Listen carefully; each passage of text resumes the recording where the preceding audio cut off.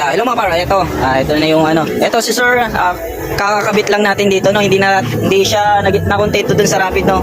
Pinabago niya, ang ginawa natin dito, nilagyan na natin ng pop-up dual. Yan, ayan ang gusto ni Sir, no. Ayaw na ng Rapid kasi nga gusto niya maraming tone. Yan, sample tayo. Tira. Select muna natin. Ito kasi setup nito, pwedeng stock, ayan, stock.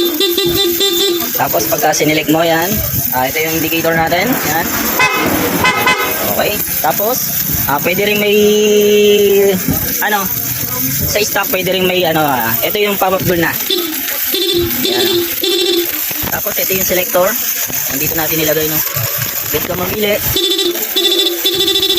Yan, okay. Yung stock meron din, tapos yan. Tapos, ang ano dito, pwede rin nasabay sa ilaw. Nasabay yung ilaw, no? Ayan, no?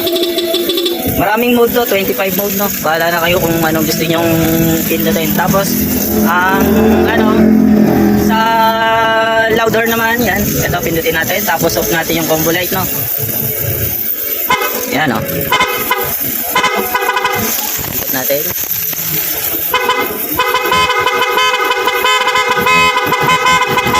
Tapos yan, kung gusto niyo may kasamang ilaw, dito lang yung switch sa ilalim. Yan. Sabay na yung ilaw nito. Okay, ayun, no. Sobra. Ang dami nito, 25 modes yung kanyang biniling ano, pop-up dual yan. Ayan, sa mga gusto ng ganitong setup, yan, direct message lang po sa page. O kaya sa FB account ko. Yun lang, thank you and ride safe.